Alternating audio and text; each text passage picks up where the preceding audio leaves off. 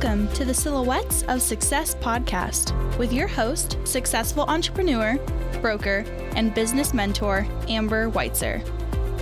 Because success comes in all shapes, sizes, and styles, the Silhouettes of Success podcast is shining the light on industrious women with a collection of curated conversations of intentional inspiration designed to inspire your heart, ignite your mind, feed your soul, and gift you with actionable insights directly from inspirational, everyday women who've shown tenacity, grit, and grace, having taken on the challenges in their lives and business and won.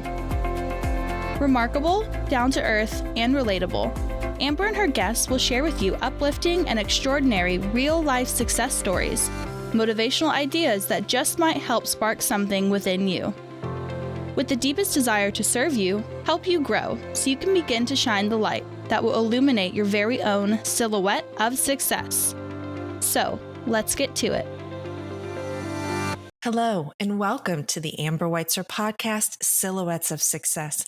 I am thrilled to introduce today's Silhouette of Success VIP featured guest. Almost 1 year ago, June 1st, 2020 to be exact, a whole new world of possibility revealed itself. Glamping. This was an exciting opportunity to research, but once I discovered the Ultimate Glamping Business Guide course, I was hooked. I will say that reading and listening to today's Silhouettes story is what really sold me on remaining loyal to her, both as my subject matter expert, but she doesn't know this, unofficial mentor from afar, but also her passion to persevere. She has quite literally been there, done that, and survived with grit, grace, and a glorious disposition. There is a genuine aura of light with her that truly illuminates and shines across the globe for many. So please help me welcome Sarah Riley, certified performance coach, CEO of Inspired Collective Limited, certified health coach, and NLP practitioner. Hello, Sarah. Oh, hello, Amber. And that was such a lovely introduction. I feel honored to be here. I told you before we hit the recording button, I am truly giddy because I still just try to participate at every opportunity I'm able to right now until it's a full-time gig for me. But I am just so silly giddy that we are one-on-one today because usually I am learning from you. So thank you for taking time out of your schedule to share your Silhouette of Success story. Oh, you're very welcome. It's just fantastic to be here. Thank you. Excellent. Sarah, so once again, as you share your Silhouette of Success story with us, let's talk a little bit about and let you share with the audience maybe the early shaping of your Silhouette of Success by talking a little bit about your background. Yeah, well, it's quite strange when I think back on this, when people like yourself ask me these questions. How did you get involved in this, in glamping? And it is a very strange path that I followed. So I suppose it really began in, we all have this. We're in the corporate world. We don't necessarily like it. But I was also working in a family business, which was in hospitality. We had this glorious boutique hospitality business in the middle of Somerset in the UK southwest. It was a gentleman's residence. So this is a really old stately house. And we had just a really special service, which we were very proud to have as a 5-star service. And I always wanted to be in hospitality in a bit more, immersed in it myself with my own business. But this is something that I worked on. And then with the corporate world, I started getting really bored of the corporate world. I couldn't stand being in the office every day or only looking out the window to see the sun and the greenery. And actually, my fiance at the time, he's a freelance photographer, and he would regularly message me saying, "I'm at the beach. Where are you? Why are you still in the office?" Which was a terrible thing to do, but it kind of motivated me to make a big change in my life. So I started really thinking about, what do I love? What's my passion? And that's being out in the open air and being with people, socializing, and just being in nature and immersed in nature. Particularly camping is something that I loved, but I wanted to do it in a different way. I wanted to do it in an inspiring way, something where there was no effort, just the joy. And so that kind of really got me motivated about entering the world of glamping, which in the UK, it's kind of been a thing since 2009, somewhere around there, that it really started to take off. So it's been around for a while. And I think it's really been something that's been quite popular in the UK because our weather isn't very good. So we've been looking at ways that we can spend time outside, but in comfort. And so glamping seemed to be the thing. So my story is quite long after that, because what happened was I had a period of illness, and unfortunately I wasn't able to pursue my own glamping dreams. So instead of pursuing my own dreams, I decided that I was going to start mentoring and helping people through the steps that I'd learnt from my journey in hospitality, and help people set up their own dream business. And it really is to help people change their lifestyle. So doing what I wanted to do, which was to leave the desk job, leave the office job, and actually start something really exciting in the great outdoors. So that's how I ended up here. So it's a bit of a strange and crazy story, but that's the way it was. And we are all reaping from those blessings, and that you were able to take the courage to make that transition or leap, depending. Yes. Sometimes it's just a leap, and sometimes it's more of a transition. So for you, I heard you mention inspired, and that's also part of what your company name is, or your corporation, your limited. But I have to back up just one quick second, because I get this question so many times. So I'm going to have you answer it so everybody can know the official definition. What is glamping? Fantastic. Yeah, well, it's a merger of two words, glamorous and camping, and it's been merged together to make one, glamping. So the whole idea is that it's all the joy of camping, being under the stars, having a campfire, being with family and friends, stargazing, all of that kind of thing, but with the luxury of a 5-star hotel. So you've got your own bed. You don't have to take things like that to the campsite. You don't have to pack anything up. You don't have to set up the site. It's all done for you. So it's effortless camping in a way that, you're getting all that hotel style service, but with the most amazing views, a lot of space in nature, and just feel like you're really touching on luxury. So that's the whole idea of the glamping.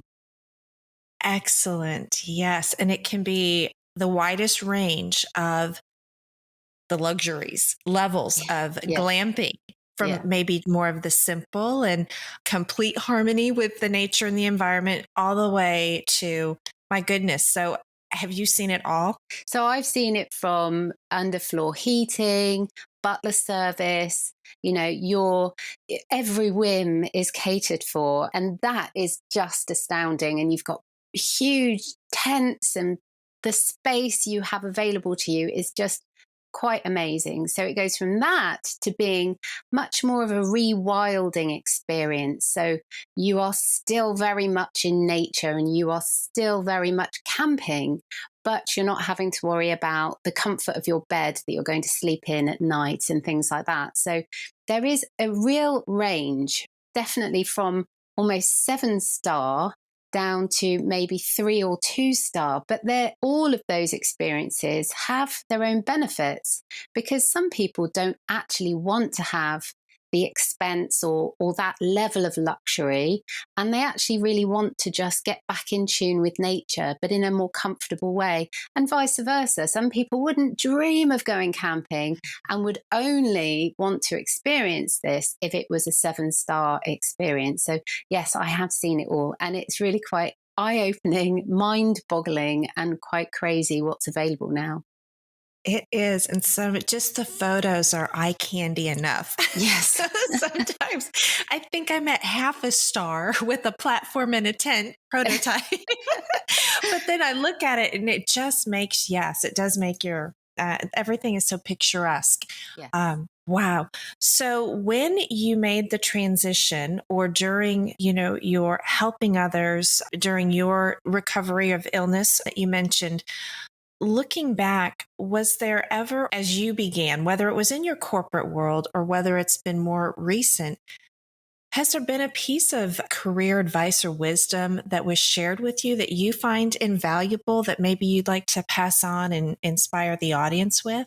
Oh, yes, absolutely. I mean, so many pieces of or nuggets of gold that people have shared with me or I've picked up along the way. But I was thinking, what one would I share with somebody else? What one thing is big enough that had a big impact on me? And I think really it's about perfection and how we shouldn't seek to be perfect all of the time.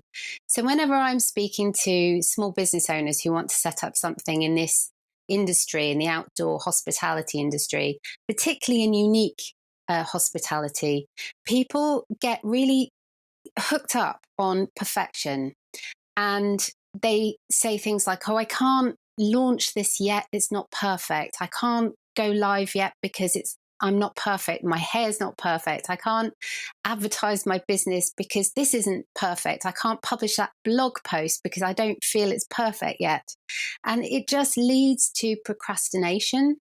And so I think we need to get a bit more comfortable with being imperfect, because I think that actually people prefer that because nobody's perfect. And if we try to be too perfect, then maybe that can even turn some people off because they think that, they can't connect with you because you're too perfect. So that's one of the things. I think perfection leads to procrastination. So it doesn't really matter what you're doing, just try your very best and go ahead regardless, because then you'll make progress and you'll learn as you go along the way. So this is one of the things that I always used to get stuck on when I was trying to, say, go live in my Facebook group or on my social media. It's that thing of, oh my goodness, I don't look perfect, so I can't go live. I can't do these things. And it really holds you back. So I'm personally challenging myself regularly to try to let go of that. And it's not particularly easy. But I think, yeah, that's my one piece of advice to people, to not be afraid to be imperfect, because that's where real action happens. That is so encouraging and enlightening to hear you share that, because we do hear there's danger in perfection or attempting for that. And I never thought of it until as I was listening and I'm taking notes. It is interesting because I would see that because I fall into that trap. Yeah.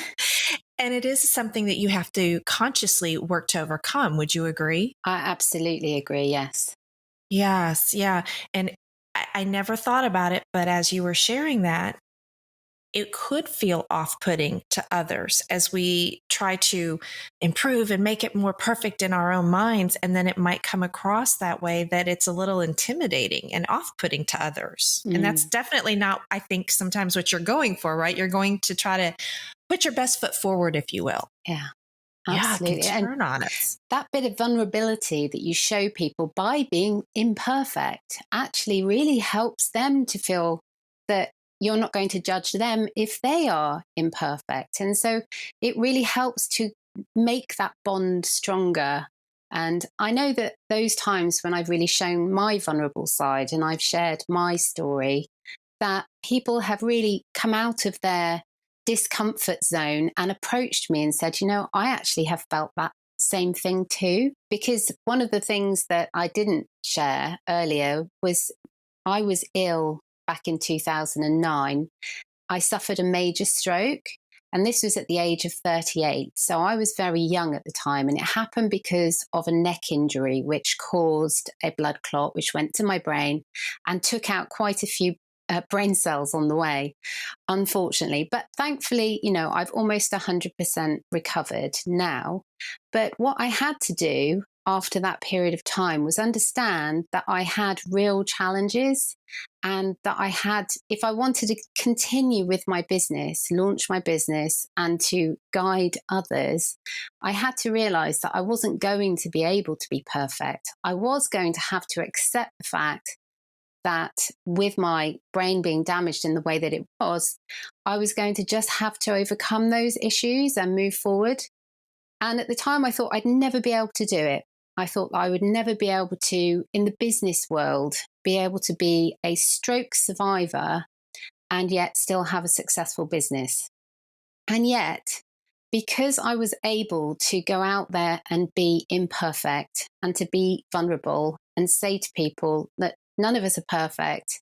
Look what's happened to me, and yet I'm still getting on with it. And it's really encouraged and motivated others to do the same. And in fact, lots of people have said they felt stuck before, and now that's kind of unstuck them.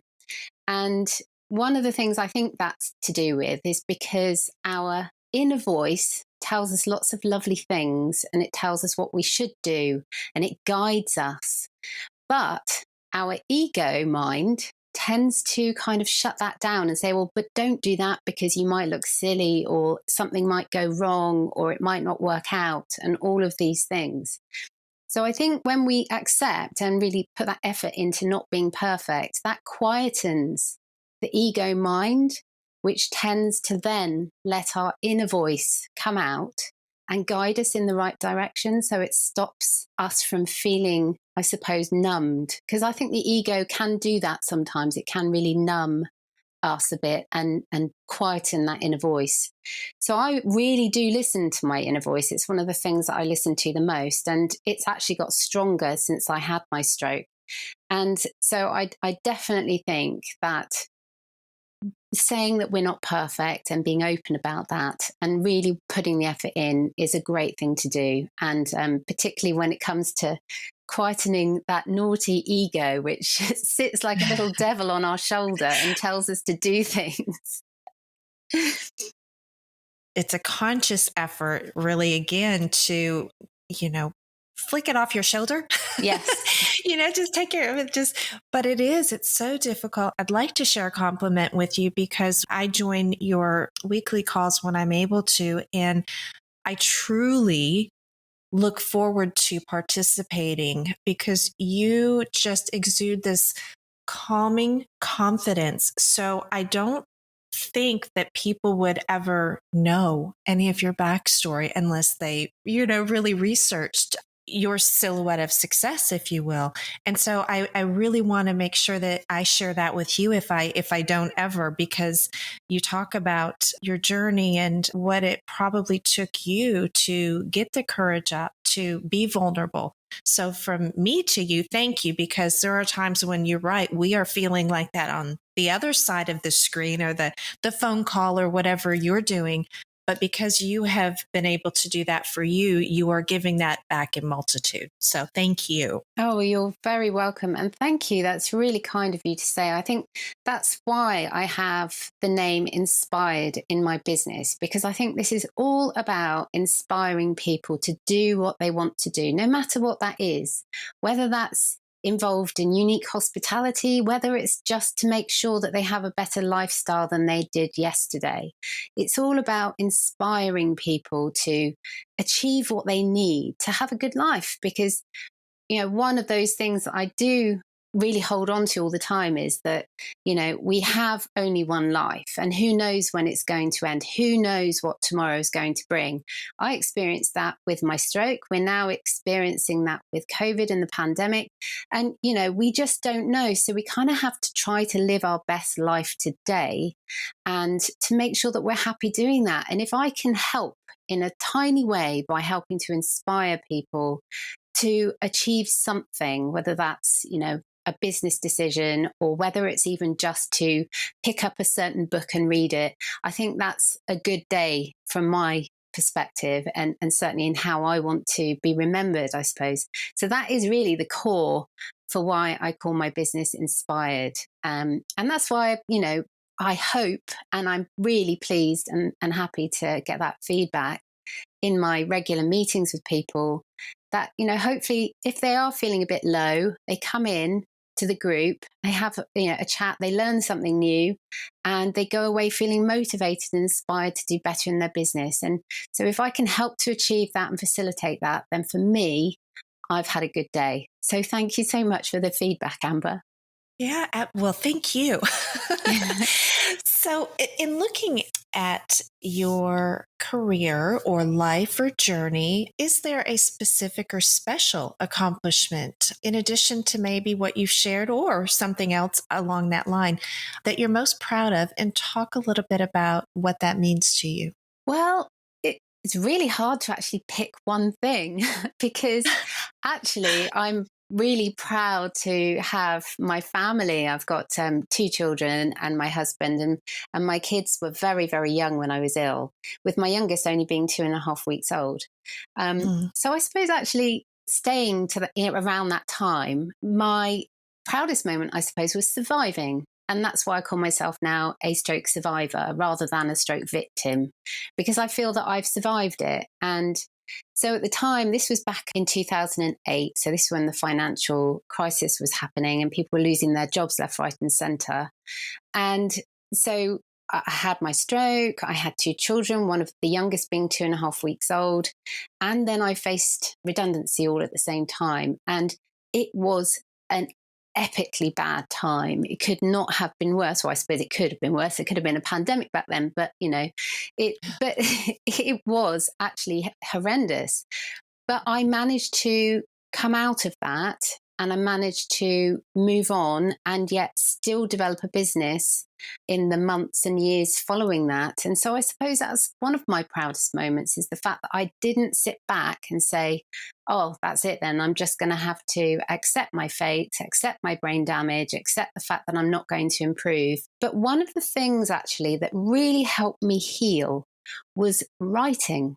And I know that sounds quite strange, but actually I love children's stories. At the time, I was telling my kids children's stories. I love fictional, kind of magical stories for kids. And I wanted to write a story that I felt my children would be able to hear my voice in the story if anything happened to me. So if I didn't survive, for example. So I decided to write, and I wrote a book. And the process of thinking of the idea, thinking of the story, the fiction, and then using that from my brain to go to my hands to type on a keyboard, and then to read back the words on the screen, which went through my eyes and back to my brain, that whole thing helped to heal my brain from the brain damage of the stroke. And also, at the end of it, I had a book, a kid's story, which I can now hand to my slightly older children, and they can read it. And it, for me, had a lot of life messages in it, which is, you must pursue your dreams, pursue your passion. Don't worry about barriers that will come up in your way, because barriers inevitably will come up. And so I suppose a non-business sense, that's one of the things I'm most proud of, being a survivor and stumbling across the thing that actually helped to heal me after my illness. So yeah, I suppose of the many things, I'm really proud of that. Whoa. Beautiful doesn't describe it. And there are so many life lessons within that proud moment or that proud experience of your life. And, just and the therapeuticness of, like you talked about it, healing you, but also capturing it during that period where you were healing and all of those things that you put into the story. Is the book published? Do you want to share the name of it? Oh, yes. Well, yes, it's on Amazon actually, but yeah, it's quite an old one now. And it's certainly not perfect because I was suffering at the time. But if anybody fancies buying a little book for their daughter or son, it's called Beach Potato by Sarah Riley. But, please forgive me for any grammatical errors. If I was worried about the perfection, I wouldn't have done it. And then I wouldn't have healed myself by writing that book. I knew all the way along that it wasn't perfect. I knew it wasn't great. I knew there were grammatical issues and, all of that kind of thing. But I just thought, I'm just going to do this because it feels good to do it. I'm following my inner voice. I'm ignoring my ego about, worried about what people might think of me. And yeah, at the time, I was so happy, actually got into, I don't know if you remember Apple iBooks. So this was back in 2009. It was how you actually listened to your ebook. And yeah, so it actually got to number 1. So I was pretty amazed at the time. But then saying that, I just happened to time it quite well. I'm not saying it was a brilliant story, but it is, it's a really nice story of kids who have an adventure, and there's pirates, and it's at the beach, and there's surfing and all this kind of stuff. And there's an old, I'm not going to spoil the story, but there is an old camper van which plays a part in the story. And, it's just that thing of kids fiction. I love it. You can just dive into it and pretend, you're a kid once again, climbing trees and making dens. And that's kind of the reason why I got into the glamping world as well, because I wanted to make it possible for people to be able to share their beautiful spaces, their beautiful land or their property, or just to deliver a service that would allow people to have those experiences for themselves. The building of the campfire, cooking food, making marshmallows and chocolate. You call it schmalls, don't you? And Yes. all of that stuff that sometimes we forget that we need those memories in our childhood. And so, I think that's part of the reason I got into the whole inspired camping and glamping world, as well as the fact that I wanted to do it for myself and couldn't. But I think, it's an interesting thing to do. And like I said, if I had been so worried about perfection, I wouldn't have done it, and I wouldn't have healed the way that I did. It's all about brain plasticity. I don't know if you know about that, but if you use your brain in a certain way, then it can rewire itself and re-heal. And at the time, back in 2009, they didn't know much about this. And I didn't know anything about it. I'm no scientist. I'm not involved in the medical world in any way. But I've since found out that it's because I did these exercises with the writing that it actually helped to rewire my brain.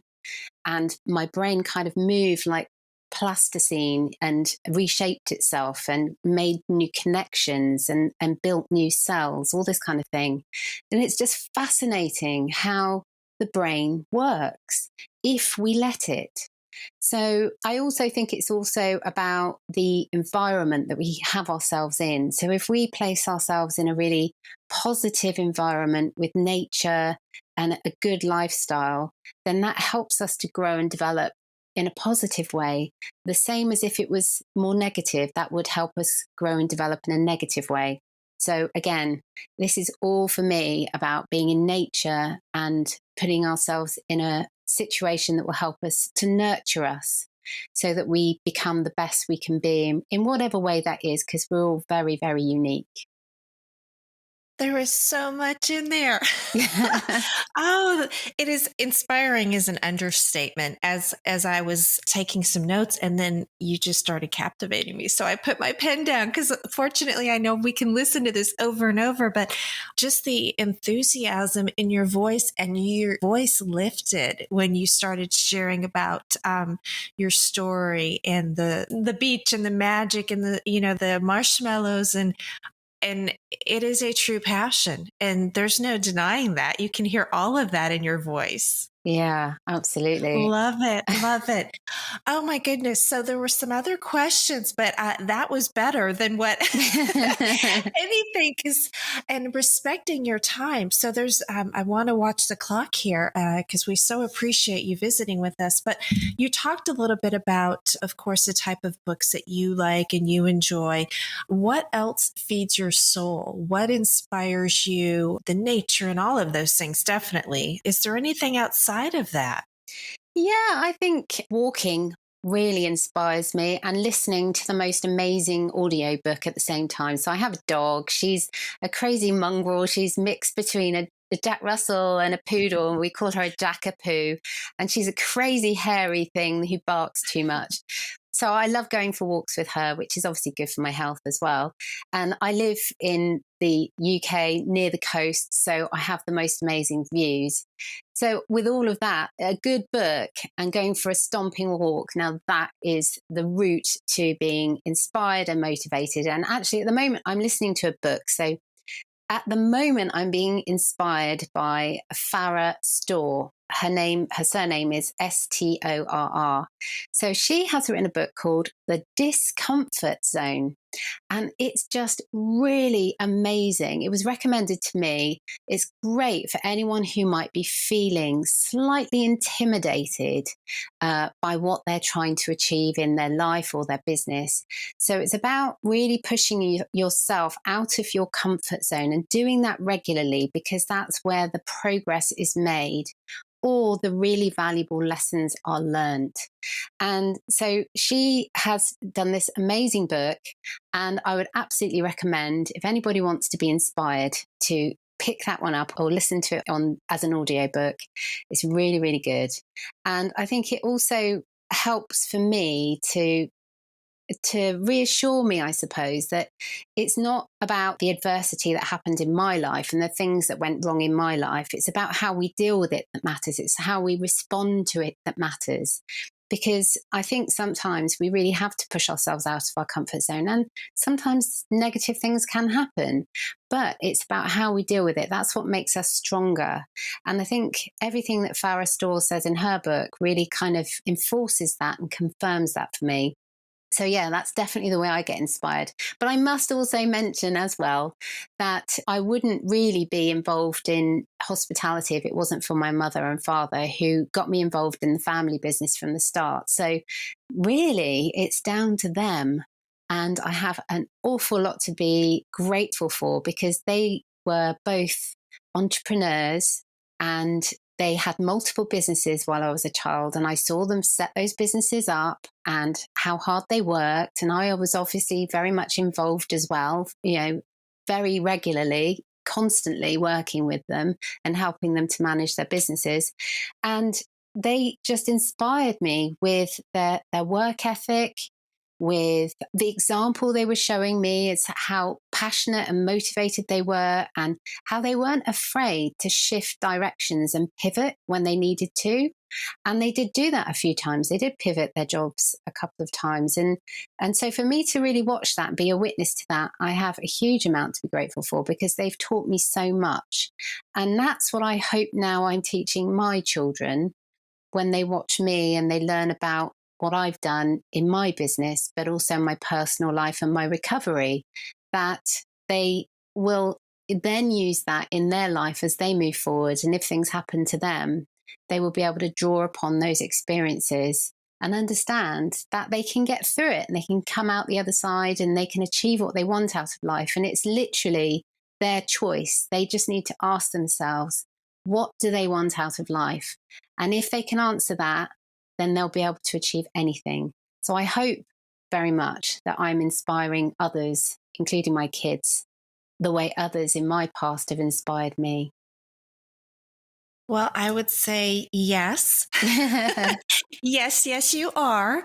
And it's very evident to see what you were able to observe from your parents and their role modeling, and leading by example. And then, of course, the portions of osmosis, if you will, that we get from our parents are those role models and then pass to our children. And sometimes they may not display that, but eventually, it sinks in, right? We see it as they get older. So that's beautiful. Oh, thank you for that. So, Sarah, it's been a true joy visiting with you. And as we begin to wrap up our visit and keeping the promise to share intentional inspiration, would there be a key piece of go-to advice that you share? I mean, I think you've probably shared, I have 3 pages of notes. And remember, I quit taking notes because I was just, enthralled in listening to you. So is there anything else that you'd want to share with us as we close out?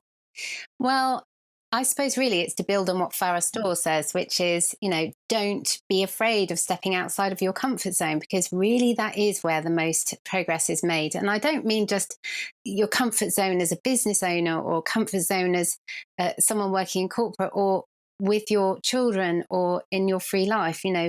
Do things like walk on the beach, jump off of the docks. We do a lot of dock jumping near us. We have a harbour. It's very safe, but it's also pushing you out of your comfort zone to do that together. And we have so much fun together, and we have built so many memories. So if I wasn't willing to do that, if I wasn't willing to get in my wetsuit and jump into the cold water with my family, then I would just be missing all of those amazing memories. So I think it's that. Don't be afraid to jump out of your comfort zone, no matter what that comfort zone is or whatever the experience is. And remember, you've got to relax and unwind and take care of yourself mentally. When I suffered my stroke, I realized that we are literally beholden to our brains, our minds. And as women, particularly because we have the challenge of later in life, menopause, that has an impact on our brain in a bit of a negative way if we don't look after it. So this is one of the things that I'm really charged up about, is helping people understand how they can actually boost their brain through certain things that can help with that cognitive processing. And of course, I really want to learn these things myself because it's going to help me and my constant recovery. So I suppose really it's that key piece of advice. Don't be afraid to step out of your comfort zone, and don't ever stop looking after yourself and your brain health, because that's really important. Fantastic. Doc jumping. I love it. All right, my lady. So where can our audience go to find or connect with you, your company, on your socials, or whatever you'd like to share and support you in your continued success? Oh, thank you. Well, if anybody's interested in kind of looking into glamping and what it's all about and, all of that stuff, then you can find me on my business site, which is inspiredcourses.com. But if you are just looking at being inspired by being outdoors and camping and all of that lovely stuff, you can go over to inspiredcamping.com. As you can see, there's a bit of an inspired theme there. So either inspired courses or inspired camping, but all the social media links are there. And if anybody wants to reach out, be more than happy to. I'd love to connect with your audience. And thank you so much for inviting me on today, Amber. It's just lovely. Well, thank you again. And of course, I am the biggest cheerleader here. So I can highly recommend those without hesitation. Anything that you have done and participated in, yes, I will highly recommend that. We will also be including those links so they're easy to find in the resource section for the audience of the podcast here. Well, Sarah, thank you once again for sharing your silhouette of success with us. It has been a genuine pleasure. Oh, the pleasure's been all mine, Amber. Thank you so much. Thank you. Thank you for joining us on this episode of the Silhouettes of Success podcast. If you enjoyed the show, make sure you subscribe so you don't miss out, and join us for all the new episodes. We are here for you and with you. We encourage you to share this podcast on all your socials and pass on the light to help illuminate another silhouette of success. Amber would love to hear from you, and you can find her on Facebook, LinkedIn, Instagram, or head over to amberweitzer.com. Let's connect. Help us all shine and leave us a review too. To find out the latest ways to inspire your heart, ignite your mind, and gain actionable insights, subscribe at amberweitzer.com. We are honored, humbled, and full of joy that you've tuned in. Remember, you are exactly where you need to be, right here with us. This is the Amber Weitzer podcast, Silhouettes of Success.